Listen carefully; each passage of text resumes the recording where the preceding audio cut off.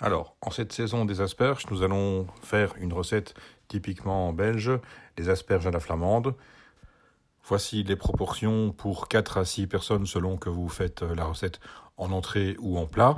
Alors, bien sûr, pour la cuisson des œufs durs, 10 minutes, départ à chaud, pas plus parce que sinon le jaune commence à verdir et c'est vraiment pas bon ni beau. On stoppe la cuisson dans l'eau glacée.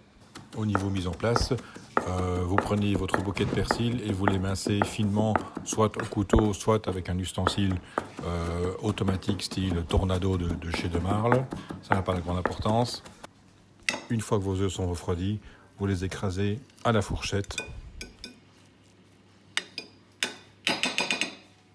Pour la cuisson des asperges, vous pouvez bien sûr soit les cuire à la poêle ou à la plancha, encore les pocher dans l'eau salée. Moi personnellement, je suis un fan de la cuisson vapeur car elle préserve tous les nutriments et tout le goût des légumes.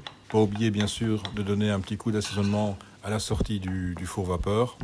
Pendant que vous terminez la cuisson des asperges, vous rassemblez dans une poêle le beurre, les œufs, le persil et bien sûr vous assaisonnez avec du sel, du poivre, un tout petit peu de muscade.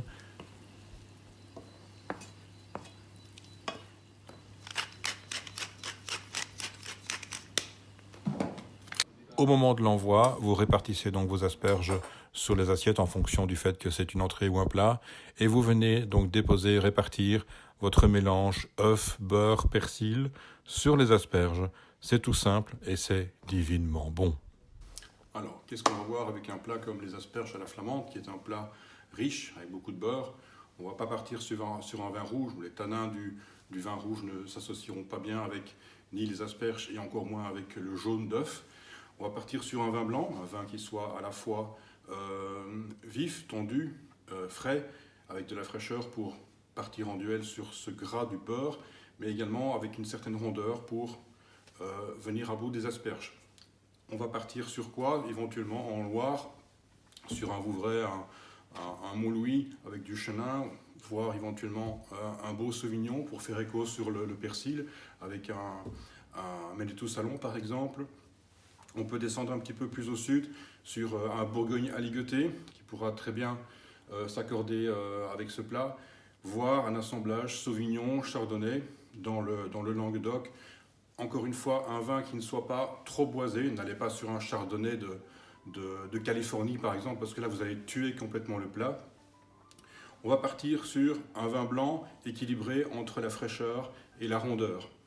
Moi, ici, dans le cadre de ce confinement, j'ai choisi un vin espagnol. On part dans la Rioja. Alors, cette cuvée La Sorda provient du village de La Puebla de la Barca, situé au cœur de la zone Rioja Alavesa. C'est un domaine de 25 hectares avec essentiellement des vieilles vignes de plus de 70 ans. Au nez, on a des arômes assez complexes, des arômes alimentaires exotiques, mais également de végétales qui font écho sur le persil.